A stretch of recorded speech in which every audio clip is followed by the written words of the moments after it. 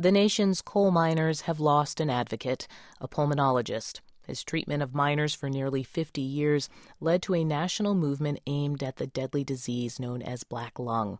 In the 1960s in West Virginia, Dr. Donald Rasmussen diagnosed and studied the disease. His work led to a massive miners' strike and landmark legislation and compensation. Dr. Rasmussen died last month at age 87.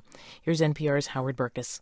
Age and illness didn't stop Donald Rasmussen from studying and diagnosing coal miners at his black lung clinic in Beckley, West Virginia. He was 84 when we visited him there 3 years ago. He'd assessed more than 40,000 coal miners, he told us, in 45 years on the job. And he had more in his waiting and treatment rooms. Suck in real deep. Blast. Keep blowing. Keep pushing.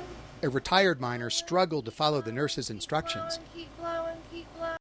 As he exhaled hard into a tube. Big deep breath in. Rasmussen stood by taking notes. Breathe normal. This breath test is common now for diagnosing black lung, a disease that strips miners of the ability to breathe.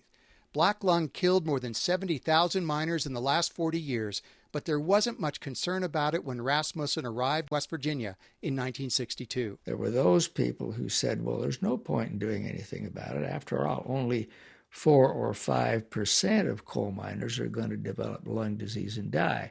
Well, to me, 4 or 5 people out of 100, that's still quite a few. And I think any public health measure would say, for heaven's sakes, this is a terrible thing. Still, state and federal regulators and politicians didn't respond. They pointed to x-rays, which didn't always show diseased lungs, even when miners coughed and struggled for breath. Rasmussen used breath tests instead, which measured impaired lung function, an indicator of what is formally known as coal miners' pneumoconiosis. The x-ray is imperfect, and the x-ray could fail to reveal a fair amount of pneumoconiosis. It's not at all uncommon to have a miner who will, at autopsy, will have quite a bit of pneumoconiosis that didn't show up on an x-ray. Rasmussen shared his tests and studies, but lawmakers balked.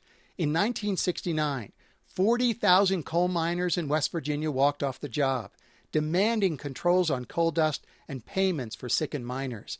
Rasmussen became an activist, spoke with every reporter who would listen, and helped trigger raucous black lung rallies like this one, featuring then-Congressman Ken Heckler. The greatest heroes are you, the coal miners. You've taken the future, your future in your hands, and you've proclaimed, no longer are we going to live and work and die like animals. We're free men!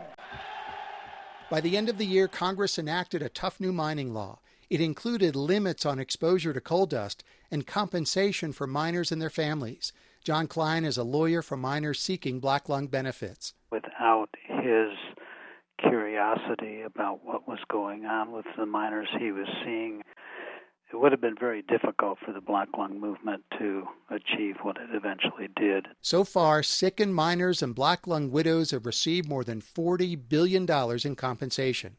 Black lung diagnoses plunged for a while, but Rasmussen and others charted a resurgence beginning in the late 1990s.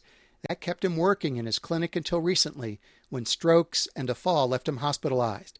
Donald Rasmussen leaves behind an extended family and thousands of miners and widows he tried to help. Howard Burkus, NPR News.